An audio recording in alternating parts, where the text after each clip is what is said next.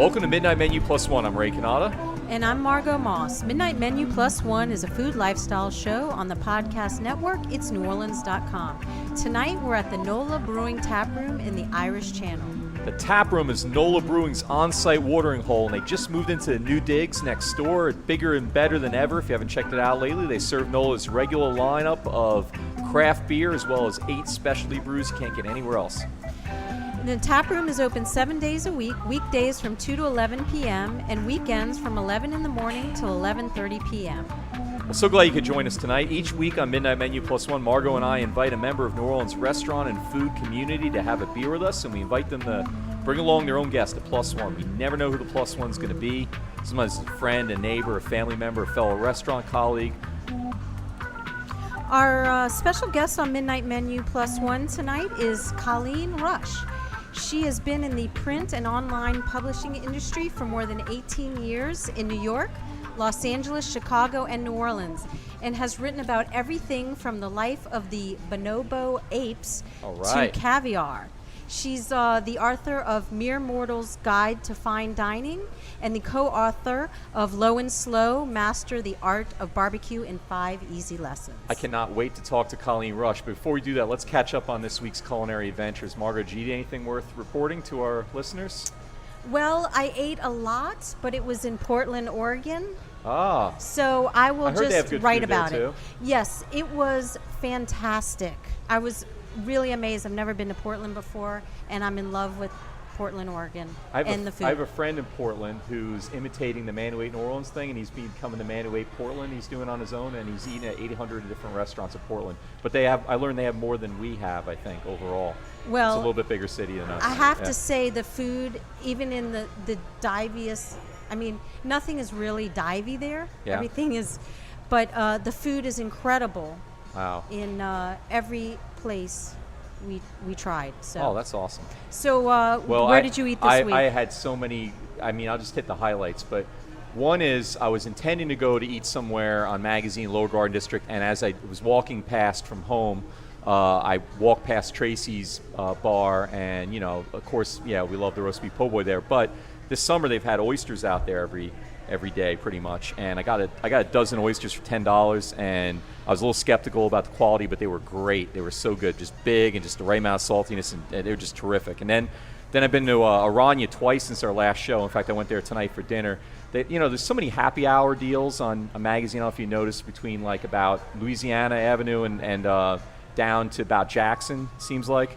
And Orania's is one of my favorite, I found. It's half price on every single taco and every drink. So my margaritas were like $4, and they're great and strong and big. And all the tacos are $2 or $3, and they're so good. That's my favorite. I hate to say my favorite, but I think maybe if I had to pick one, it's like my favorite Mexican these days. And then I finally went to Little Korea that you've been begging me to go to for years. And but here's what happened. That was when we had him on the show about 3 years ago. That was the episode I choked on the glass. Remember that? I almost died. There were pieces of broken glass in my drink, and I thought I was going to die, and so it gave me bad associations. But it wasn't Little Korea's fault. You weren't there at Little Korea though when that happened. Right, I was not at Little Korea when it happened. But I associated them with the broken glass. Just like one time I had dental work, and the first meal I had afterwards was at Taqueria Corona, and I didn't go there for like 6 months because I associated them with my toothache, even though it wasn't their fault. Well, anyway, Little Korea, you're so right. That place is so different than what it looks. I got to say, it's a little strange how it's kind of disjointed, but man, my spicy oxtail stew was like the greatest dish I ever had in my life. It was fantastic. A little pricey for like what the appearance is. It looks so, it's Taco Bell. They just spray painted or whatever, but it's so good. Boucherie went to, I wrote the thing about Nino's for the paper or whatever, and so I feel bad. It's not Boucherie's fault that Nino's is gone, but whatever. And so I go to Boucherie finally again, and it was just so great. I love it as much as I always have. And then AJ Asian is another one with the happy hour. Avo I went to. That's like we're already at more meals than in a week. I know. I ate out every single meal in the last 2 weeks. I think I'm not kidding you. I don't think I ate at home one meal. But, what's Avo's? Avo's the new one that went in the place of Martinique, and I was a little skeptical about what that would be like. I mean, I thought it'd be okay. I went there; it was phenomenal. It was great. I loved everything about it. The service was magnificent. It was like perfect. The atmosphere, what they did to the patio was great. The food was great. Price point's a little high because but it's appropriate. Because that's what it is. And then Belloc, I went to Belloc, and I had drinks there before, but I've never had food there before. And somebody at work there told me not to get the food, but I went ahead and got the food anyway, and it was fantastic. It was great. I mean, it was just comfort food. It was pub food, but it was great. I had fried cauliflower, great drinks, great atmosphere. It's terrific. I won't tell you about the other 30 places I went this week, let's save them. Yeah. We'll have more shows. We have more and shows. We have to get to them. Next week I'll catch up. All right, excellent. Anyway, we don't want to delay anymore because we probably have a lot to talk about with our guest. She sounds wonderful, and we know she's wonderful. So welcome. Colleen Rush. Hello, how you doing? Most recently of Low and Slow 2. Yes. The best-selling book in the barbecue category on Amazon. It's doing all right. For as long as I've been checking the last couple weeks. It's doing all right, yeah. #1 every time. Absolutely. Yep. So before we get into some of your recent stuff, I want to know a little bit about you. Where were you born and raised? I was born and raised in Alexandria, Louisiana, in Rapides Parish. So it's about 3.5 hours away from here. Okay. Yeah. And when did you get passionate about food, or was that how you grew up? Well, I'm from Louisiana, so it goes without saying that I grew up eating and being around great cooks, and every occasion is centered around food in our culture. So everyone in my family, all great cooks. My mom was born and raised in Avoyelles Parish in Mansura, where the cochon de lait is a big tradition there, and we grew up doing cochon de laits for every holiday occasion that we could. So yeah, it's in my blood. It's in my DNA. And were you in the kitchen too growing up? I mean, did you? Absolutely. Well, I mean, before I could handle a knife or be around something on fire, we learned to set the table and get things ready for dinner parties and polish the silver. Not that my parents were that fancy, but yeah, we helped set up for big family meals. I'm the youngest of 5. I come from a huge family. My mom's the youngest of 5, and her family, I have cousins galore. So big family and lots of eating. Excellent. Now, what was your first job in the food industry, or anything related to writing? Oh, writing. I was going to say my first food industry job was worked in a snowball stand in Alexandria when I was in high school. So that was my first food hospitality industry job. My first food writing job was actually the Mere Mortal's Guide to Fine Dining. I had been writing for women's magazines in New York for years and years and years, and I finally got the ear of a book agent who asked me what I really wanted to do, and I told him I want to write about food. I'm from Louisiana. This is what we do. And I shopped around an idea. So the Mere Mortal's Guide to Fine Dining was actually my first real foray into food writing. Wow, so. That's exciting. Yeah. Can you tell our listeners about the book a little bit, like what your concept was behind it and what it evolved into? Yeah, it was basically sort of a how to eat in a fancy restaurant without feeling like an a-hole. You go in and you kind of feel overwhelmed and you don't know what a lot of the, where to put your fork or just sort of the routines of eating in fancier restaurants. I was living in New York at the time and I had the opportunity to eat in some really high-end restaurants. And I was raised right. I have good manners, but there's still some of this sense of feeling out of place a little bit. So it was just sort of a primer on fine dining and different cuisines. So, yeah. That was it. Now, you were like a sex writer for Cosmopolitan, right? You were Carrie Bradshaw of... That is so not what I was. But yes, I did. I wrote sex and relationship. For Let's Cosmo, call them right? relationship stories for Cosmo for 8 or 9 years when I was living in New York and a little bit beyond that. How do you get that job? Can I tell the truth? Yes. Please, this is the internet. You can say whatever you want. Well, I moved to New York from Los Angeles, and I worked with a woman who had moved back to New York from Los Angeles as well, and she had gotten a job at another women's magazine, and she invited me out for dinner with another editor. We drank way too much and started telling each other sex stories and funny stuff like girls talk. And this editor at Cosmo said, "You have got to write for us." So. Wait a second. So that means that you had particularly impressive stories, or you wouldn't have gotten the job. Yeah, that sounds so promiscuous, and I was not promiscuous. You're just a great storyteller. It's not about the actually thing that happened. It's just how you Here's tell the thing. it. I'm a good reporter. I'm a good writer. And people, you ask questions. I ask a lot of questions. And people tell you stories. When you ask them about their sex life, they will tell you about it. So I had good stories from other people. How's Okay, that but for a you're- dodge? Yeah, but there you go. Your mom's listening. But no, I mean, you're out with a bunch of people from Cosmo in New York, like Helen Gurley Brown's with you or something. No, No, she not wasn't there right. at the No, time? she's a little. Yeah, that was a different generation of Cosmo. I'm just Yeah, kidding. yeah. But yeah. okay, and they're going, wow, that's so impressive. We want to hire you. There Yeah. had to be good stories. There were good stories. There were Now, definitely how many good that you told stories. at that meal ended up? Did you end up? Oh writing no, about we for didn't. We Cosmo? didn't get None of them? specific. The stories that I wrote were all sort of advice driven, and Okay. how to, the secrets of getting a second date, and the new Kama Sutra, and that kind of stuff. Was so. there anything that was difficult to write that you, or Oh yeah. what was the most difficult? I article actually to started write? writing for Maxim. Are y'all familiar Yeah, with the yeah, men's right. magazine? So when you write for Cosmo, word gets around. You're in New York. It's a small publishing industry, or not small, but word gets around that you're a reliable, good writer and you've got skills. And so I started writing a little bit for Maxim, and they asked me to write a story about, when you're in a relationship for a long time, how to spice up your sex life. And at the time, I had been in a 10 or 12-year relationship, so I was in a relationship for a long time, but it was not a first-person story. This was just sort of you interview experts and get their feedback and quote them and all that jazz. But the editor that I worked with at the time thought that it would be a good idea to turn it into a first-person story. So it ended up having my byline on it and saying, as a woman who has been in a relationship for a long time, these are the things that I discovered. It was horrifying. It was horrifying. Were they all true? Like, they're all Nah, things well, I mean, that you used in the article? not necessarily to my life or my relationship. Oh, yeah, just the byline said that. exactly. Oh, got it. exactly. Oh, so So they I it's a little see. misleading in a way. 'cause completely. The Like body the of the editor article was changed the different. introduction to the story to Okay. a first person, like me, like I was saying. Oh, I, wow. so it was But then the awkward. rest of it was written, and this person said this, and this person Exactly, said that. Okay, exactly, yeah, So it wasn't. so- They didn't turn into complete fiction. They just sort of build it. Exactly, as a as first- me. okay. This is how I researched, spicing up my sex life with, it was awkward. That's wacky. And the number of people in my family who actually read that story was shocking. Oh, every single one. Not a is proud good. moment for me.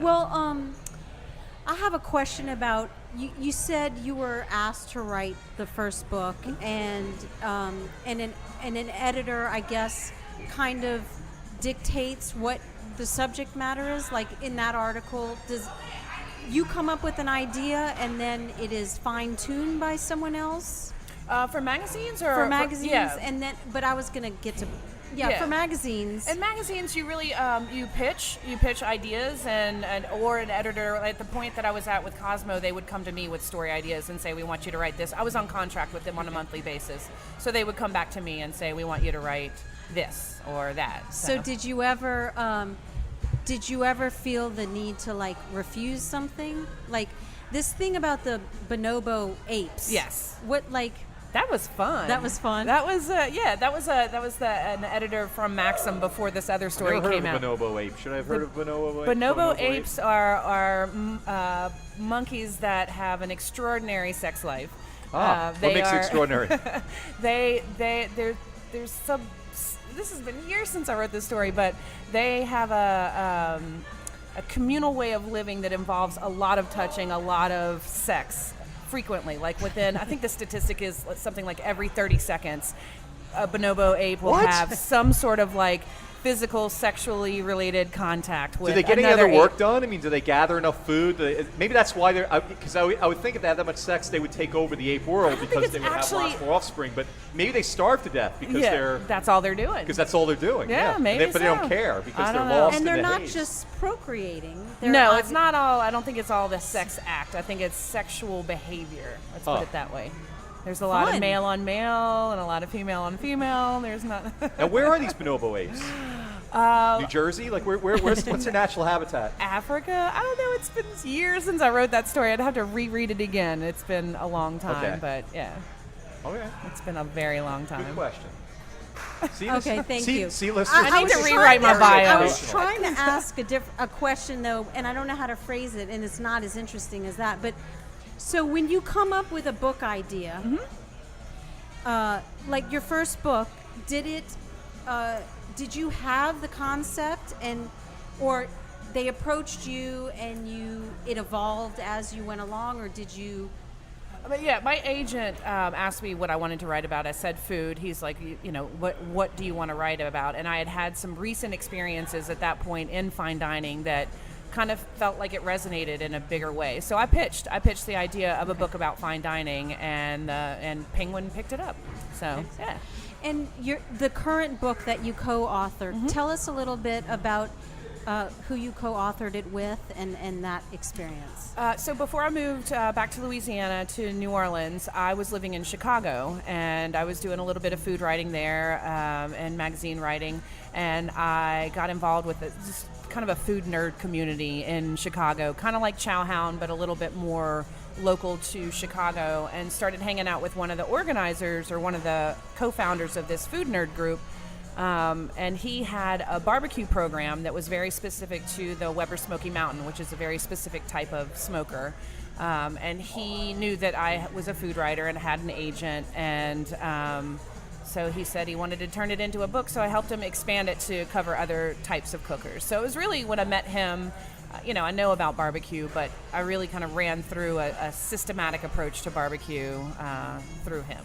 Well, I have to say, the book is, I think it's great because it's very clear.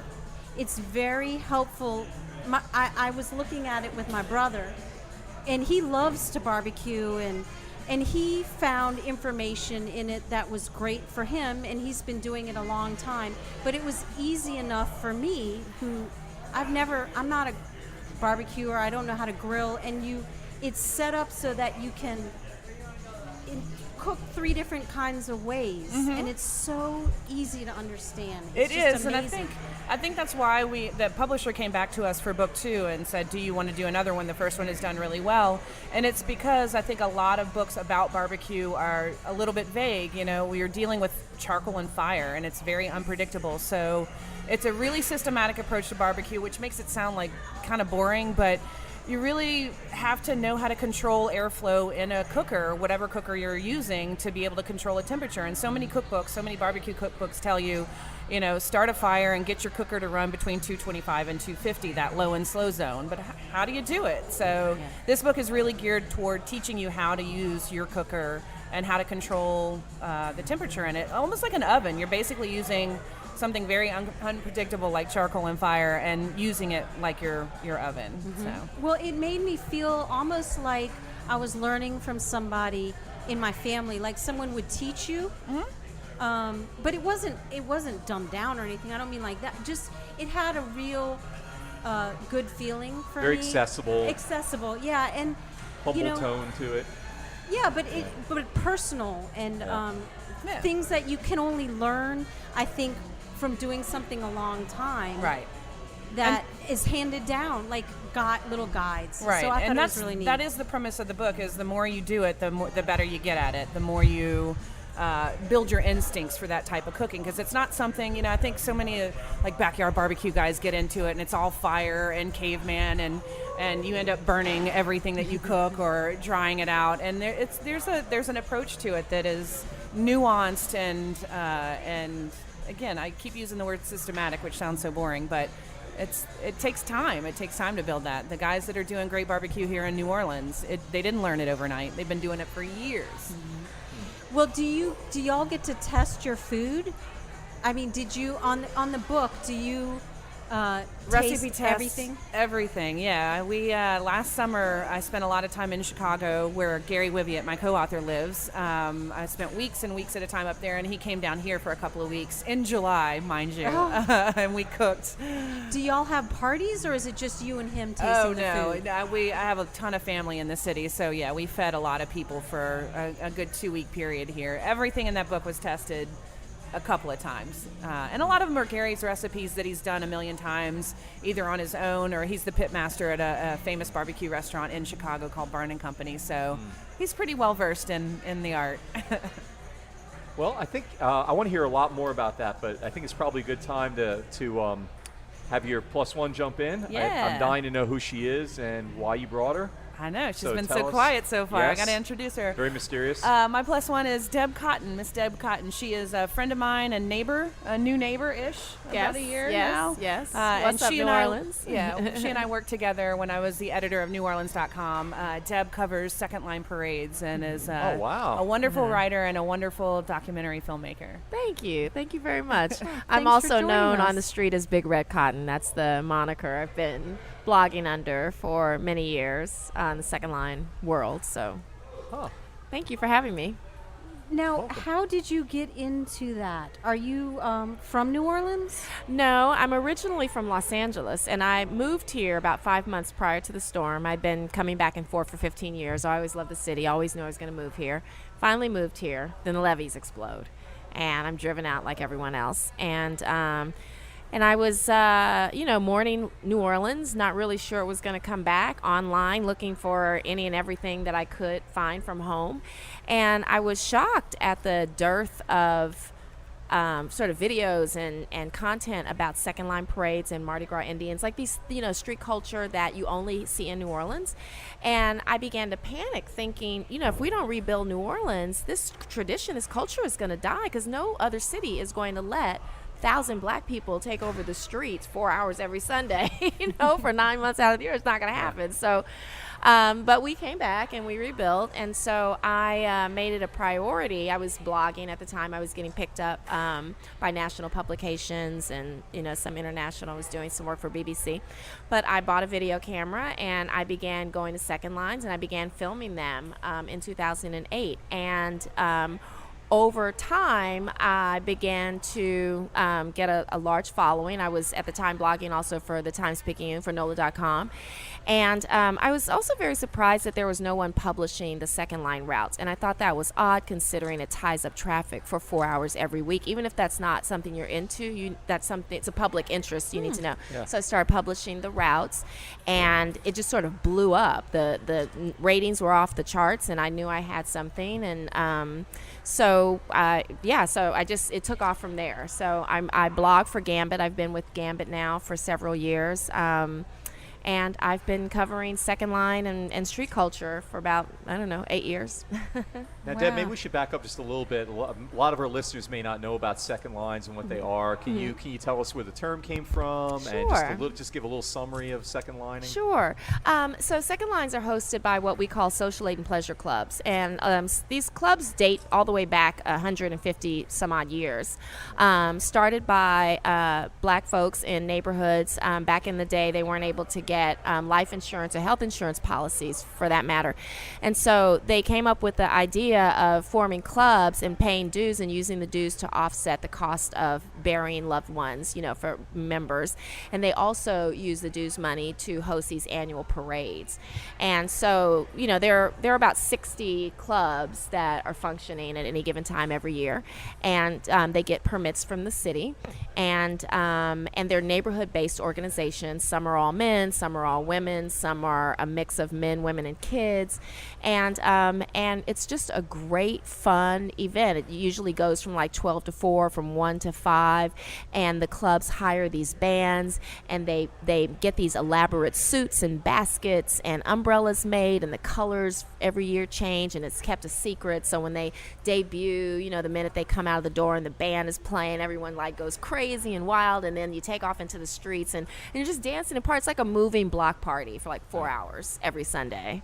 Now, people don't realize it's pretty much year-round, too, Yes, huh? yes. We're actually in off-season, so it ends, second line season ends Father's Day weekend and begins the week before Labor Day. Right, so it's just a break for the summer. But Yeah. 9 months of the year, you can go to these. Now, these don't. That's right. That's not even counting like the funeral second lines and other kinds of second lines that Exactly. are out there too. These are sort of the social club, the social aid And club, pleasure sort of club, pleasure hosted club, ones. the hosted ones, right? Mm-hmm. Now that's sort of like a roughly equivalent. Like people are familiar with Mardi Gras, but maybe they're tourists and they've come here and Right. they've seen that, but they don't know about this. It's those groups are sort of in a way like the Mardi Gras crews. They're Yeah. fraternities or sororities or Yes. whatever in a sense. That's exactly what they that are. that have sort of a different season and a different purpose, but You similar hit in a lot it of on ways, the nail right? on the head. Yep.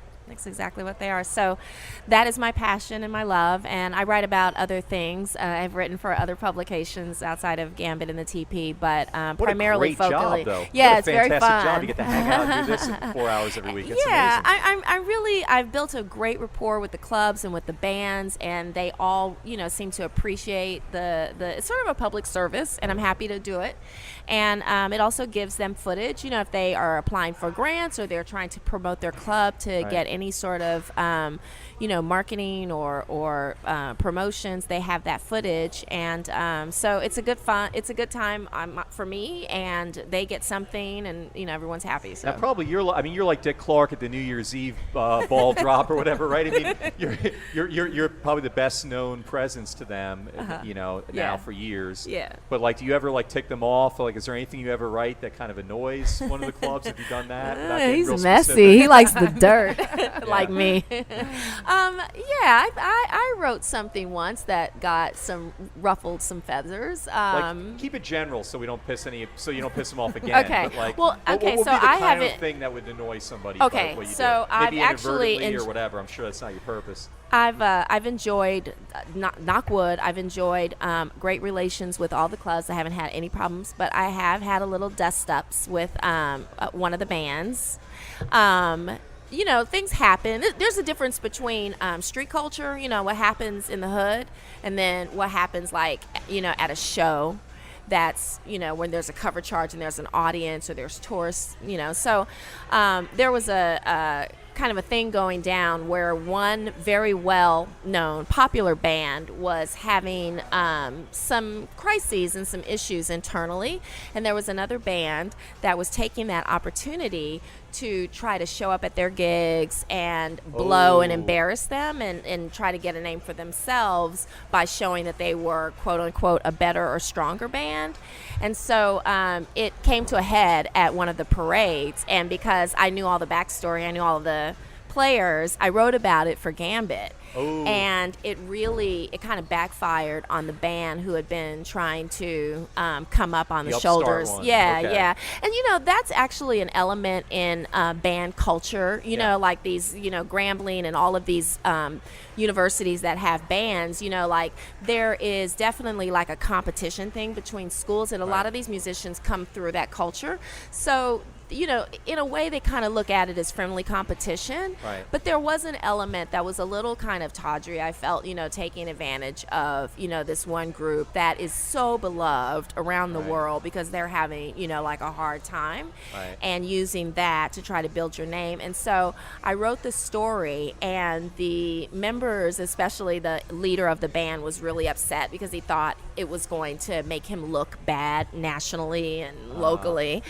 And so it actually served to kind of squash the beef, but they were kind of annoyed with me, and I think they've been salty with me ever since.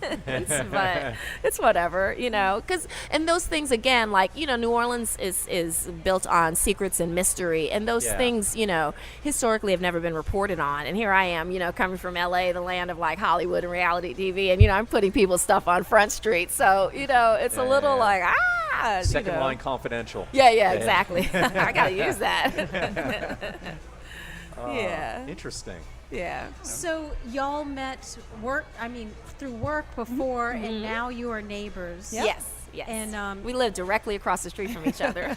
You don't have to say on air where you live, but is there a social aid club in that area? I mean, is it like a No, neighborhood not far from us. There is a club, but no, not in our neighborhood. There's not a club that comes out of our neighborhood. But we got some great restaurants in our neighborhood. What are some of those? That's not hard in New Orleans. Cafe Degas is one of our great restaurants, that and I just place, had brunch there for the first time Sunday, and it blew my wig back. Like, it was super delicious. Yeah. So if you're looking for a good brunch, Cafe Degas is one on Thousand Sundays. Figs. Yes. Thousand Figs is right across the street, and they're Yes. magically delicious. Yes, I yes. love that place. I eat there too often. Yeah, I do too. They have the wonderful garlic soup. They've been there forever. Bayona with garlic soup? No. On Esplanade, right? Lola's. Lola's. Oh, Yes. Yeah. Lola's is delicious. I got a painting also. in my house that I bought at Lowe's. They sell paintings too, sometimes. They did. Okay. You look at make them crazy. I know. No, I'm I wasn't positive even of it. looking at you. I believe you. It's been so long since I've been there. I love that neighborhood, though. That's great. We also have Yeah. Terra Nova's, which is Yeah. the Is that the loveliest. wine shop? No, that's the grocery store, the old Delicious Cool, yeah. meats. The best Terra green Nova. onion sausage in the city, the best Ooh. muffaladas concur. on Saturdays. Oh wow. Yeah.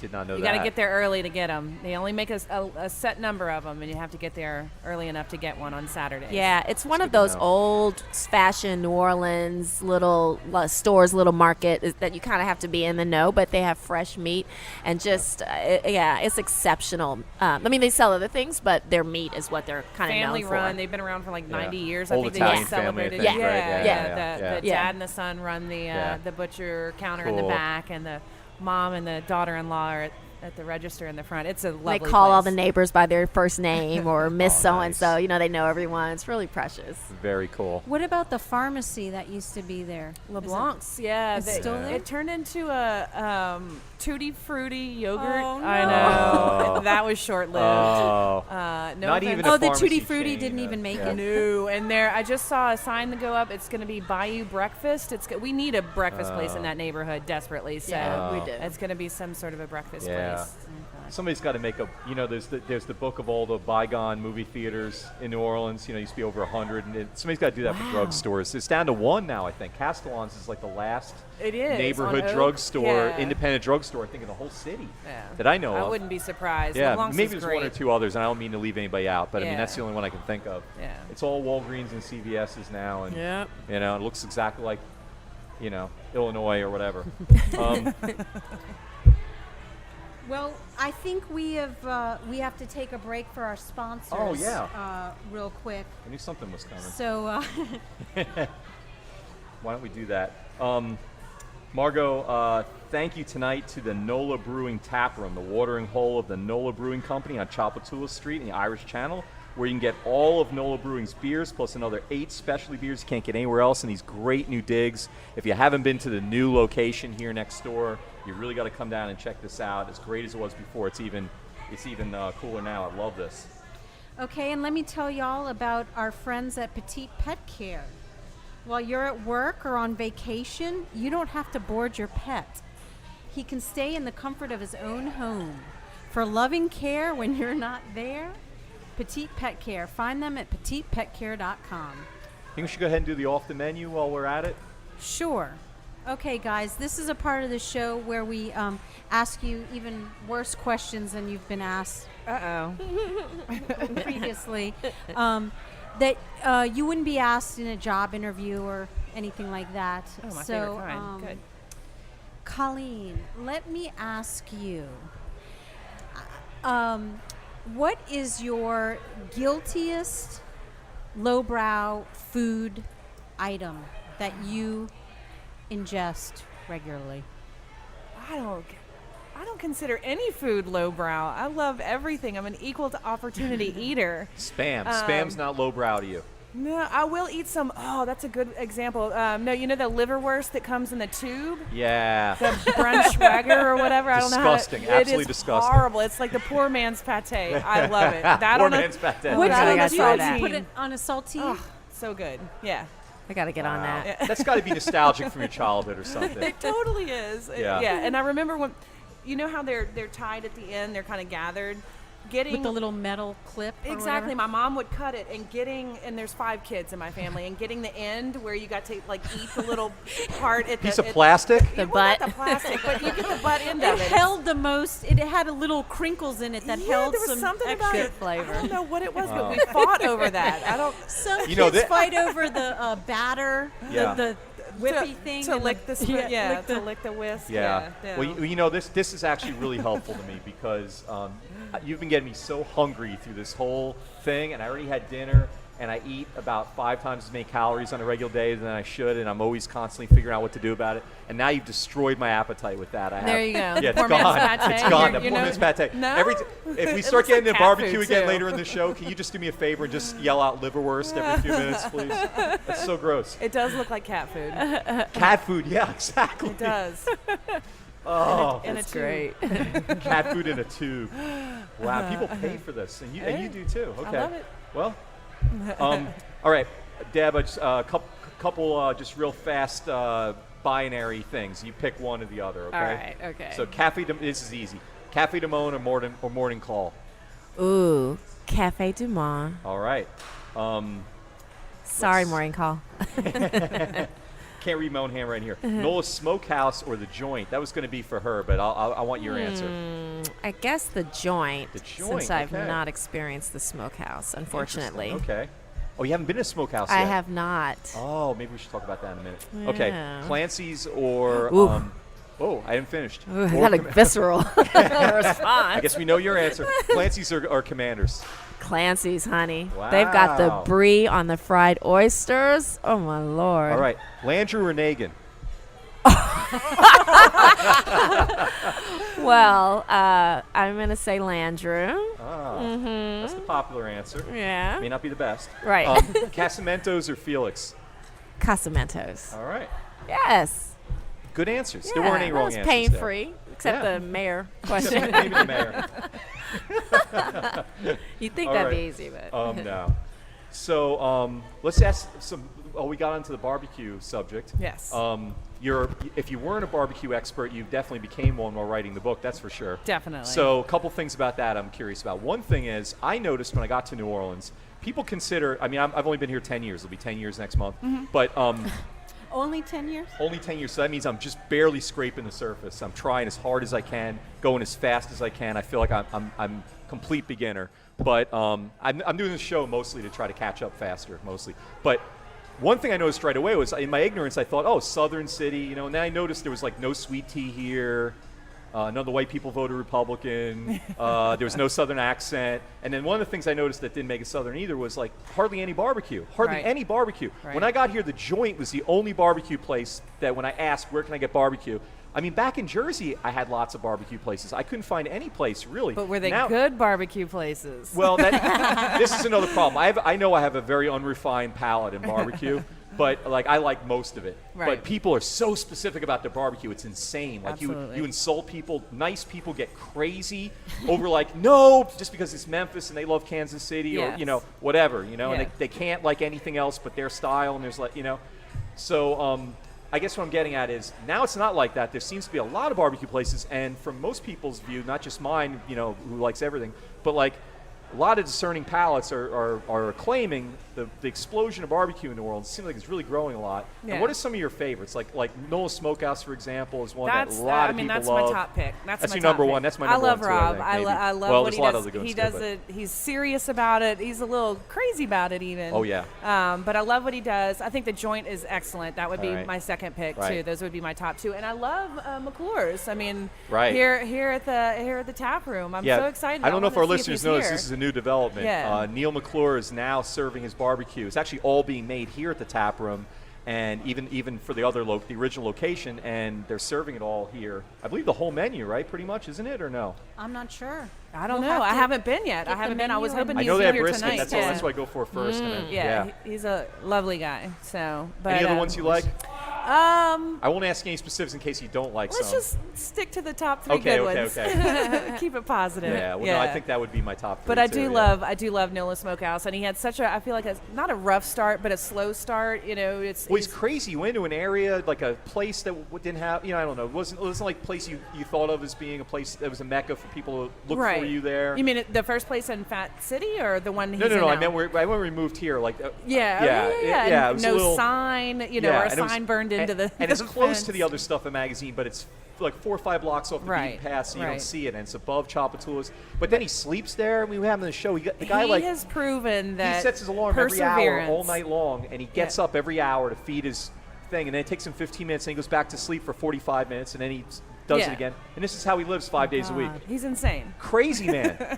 Lunatic. But perseverance. I mean, again, he had a slow start, Right. but he is selling out almost daily now, it looks like. I haven't been in a while either. Well, the I'm last on a few weeks, I don't know barbecue what's hiatus. happening, but the last few weeks when I've driven by there's been a line out the door. I've never seen a line it's before. nuts. And It's he used nuts. to sell out by 2, and I've heard now he's selling out by like 12:30. You got to get People there are really lining up early. before he even opens Right, up. right. Notice a which guy is- brought a lawn chair there. Got there Oh an my hour. God. Like it's Maybe y'all Bruce like Springsteen Mardi Gras. concert. Did one of y'all write an article about him that? No, Must just have been. word got out. He's super talented and he does it right. He does it the right way because there's so many ways to do it wrong and so many ways that people do. Well, that'll do it segue into the book wrong. then. Tell us some examples of what he does right and the kind of things that actually that readers could learn how Yeah. to do too on their own, right? Which is the great thing No about the book. gas. I mean, there's no gas involved. So it's There's no all wood. gas in barbecue on the front end. Let's just Right. put it that way.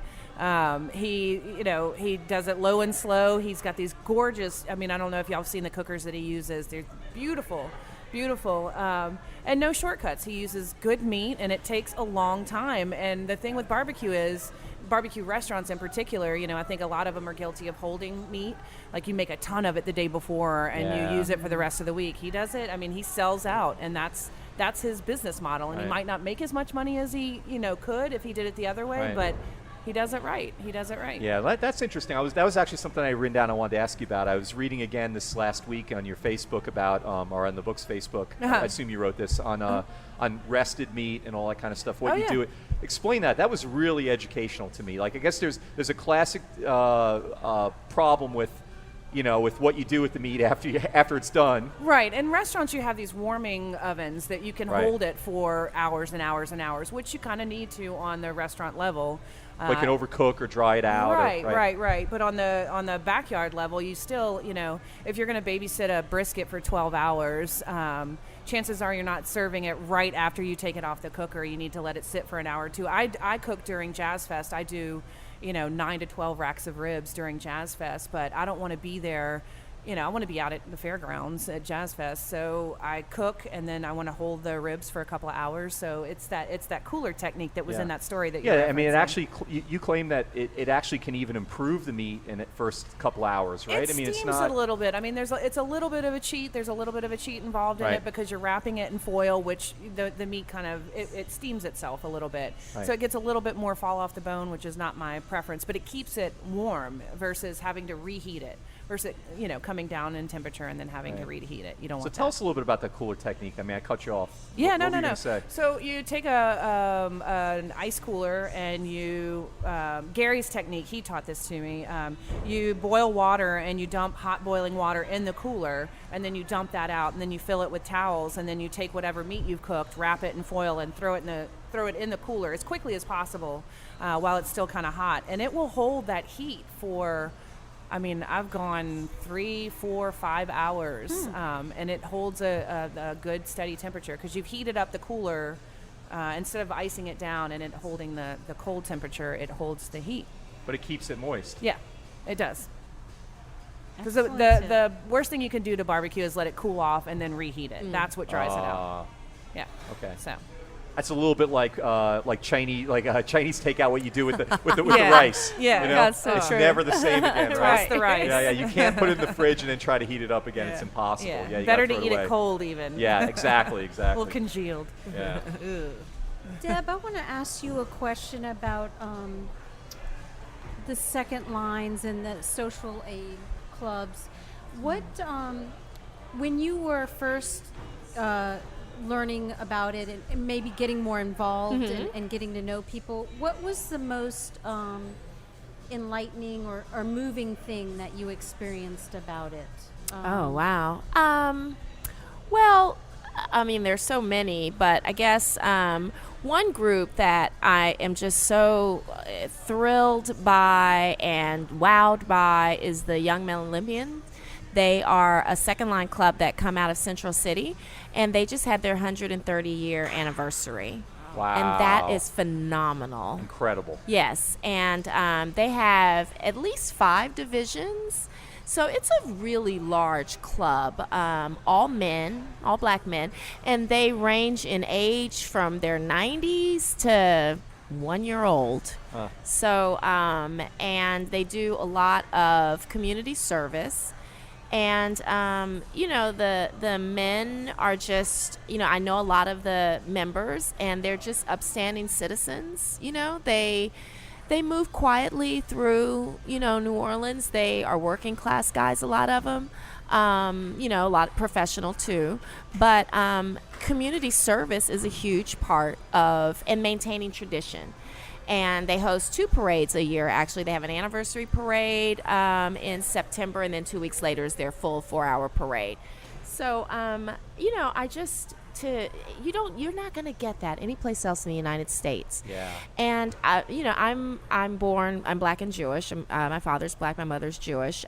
So racially identify as a Black woman, and coming from outside of New Orleans as a Black American, you really don't find Blacks don't have a lot of ties to the motherland that you can trace directly back, and it's a point of it's a painful reality of our life and our culture.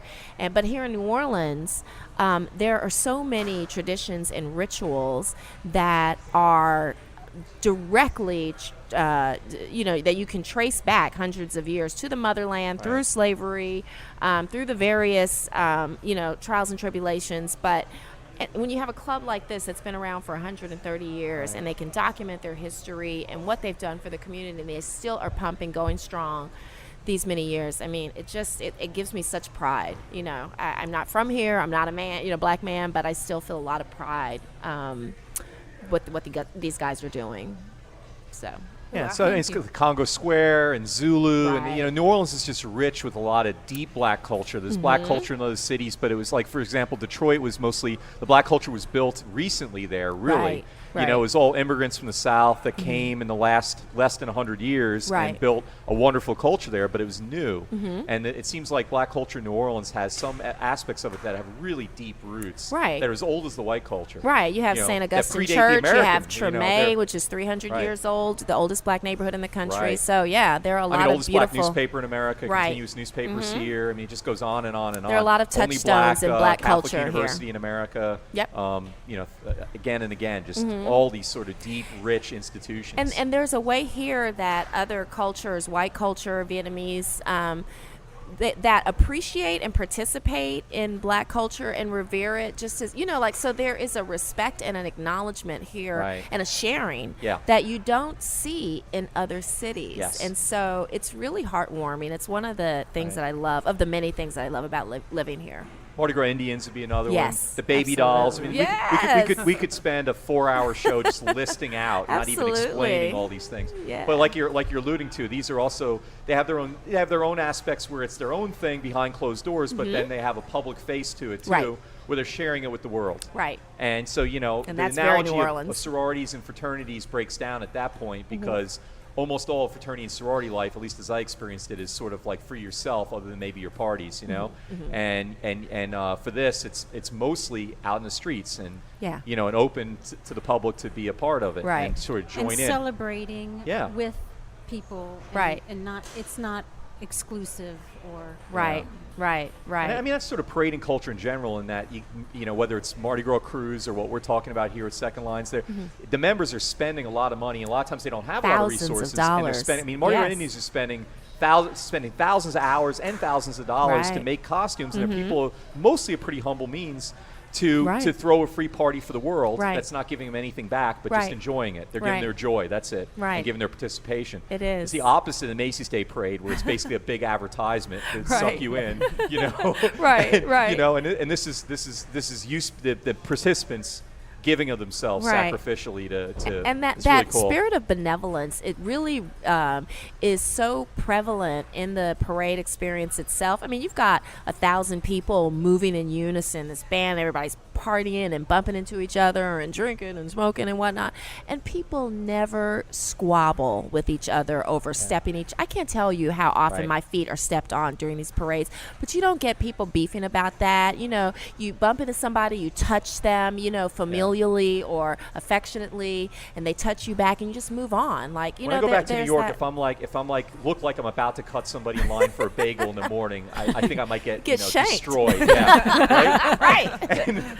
And New Orleans is what you're talking about. Yeah. It's very different. Yeah. It's lovely. Amen. Well, we like to celebrate that while we're here. We're not out of time already, are we?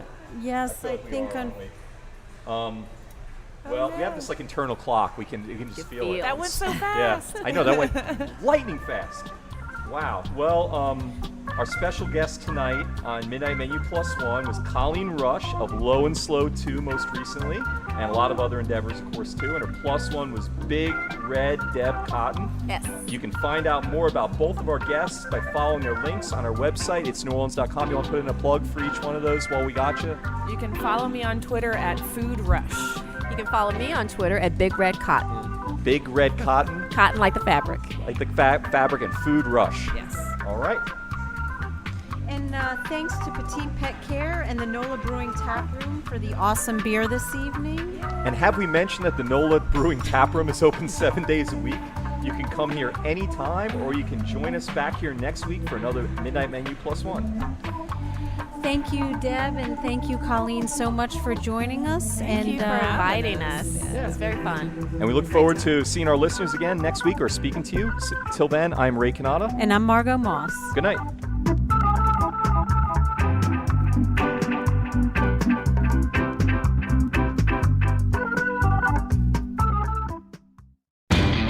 You know Labor Day signals the unofficial end of summer, but not the end of your outdoor projects. Lowe's helps you do it right and helps you save with Labor Day deals throughout the store. Shop now and get 2 bags of Stay Green potty mix for $12. And keep your lawn looking neat and trim with a Craftsman 2-cycle 17-inch gas string trimmer, now $20 off at just $119. Whatever's still on your to-do list this Labor Day, do it right for less. Start with Lowe's. Offers valid through 8/28. Soil offer excludes Alaska and Hawaii, U.S. only.